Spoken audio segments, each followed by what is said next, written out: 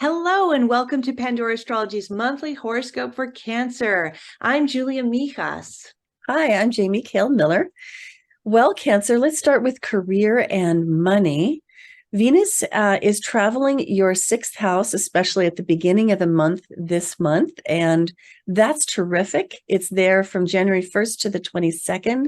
The sixth house represents, of course, your workplace, the place that you actually go and the workflows that you have there and how you have things arranged and your habits and your calendar and all those kinds of organizational materials and systems.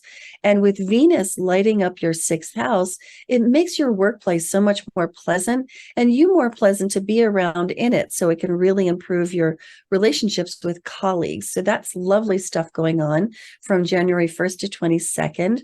Now, also, Mercury goes direct on January 1st. It spent the last 20 days of December retrograde, and what a mess. You know, Christmas is not as much fun when Mercury is retrograde. Like all the stuff that you ordered doesn't show up on time. So that was difficult. And it may also have brought on some miscommunications with colleagues at work as well as in your personal life. And now is the time this month with Mercury going direct when those things can get cleared up.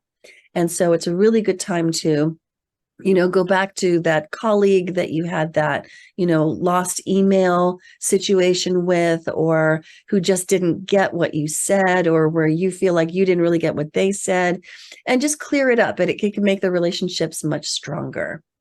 Hey, Julia, what's up with, I have to talk about finance. So Ceres is bringing great vibes also to your sixth house, traveling through Sagittarius. And Ceres loves to be in Sagittarius because Ceres is exalted in Sagittarius.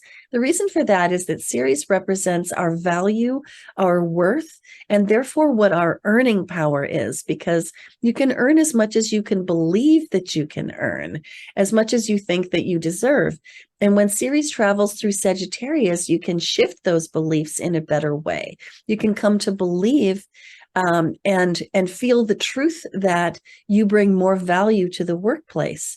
And so while Ceres is in your sixth house, which is for the rest of the month, you might consider asking for a raise. And if you didn't do that last month when I mentioned it in your horoscope, well, then this month might be the time to do it. So also, you should definitely watch out for power struggles over money during the full moon in Leo, which is coming on January 25th. That lands in your second house of money, and it's got big Pluto vibes and Jupiter vibes. And so there may be a desire for control in the mix, whether that's your desire for control or a partner's desire for control.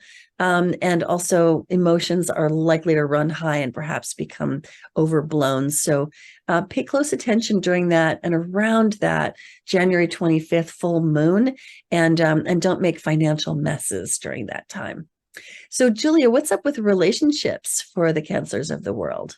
Well, there's a lot of activity happening in the house of relationships, which is the seventh house, of course. Mm. We have a new moon happening in this house, Capricorn new moon. And Capricorn new moons are very good for setting goals, having some ambitions, because that's what Capricorn's all about. And this does take place in your seventh house, Cancer. So there could be this new start, these new ambitions that you share with your partner, or if you're single, it may be getting a partner if you're ready for that. This new moon is also squaring the nodes. The nodes cut a path of destiny across the chart, with the south node being your past, the north node what you need to go towards to develop yourself, your future. So there might be a little bit of a tug and pull during this this Capricorn new moon. Things sort of pulling you a little bit from your past that you need to kind of resolve in order to move ahead.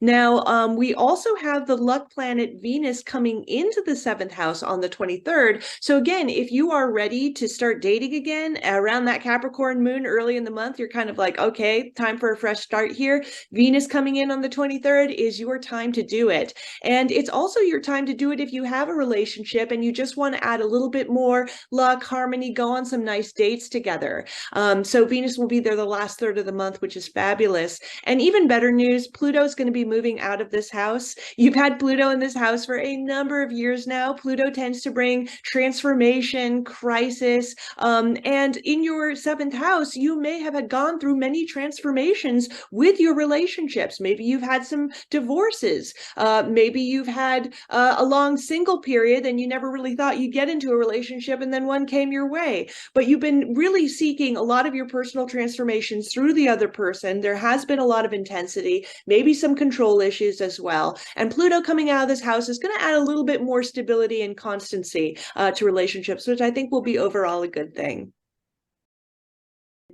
Well, that's all we have for you today. And if you enjoyed this horoscope, please do hit that like button, subscribe to our channel, and tell your friends about us.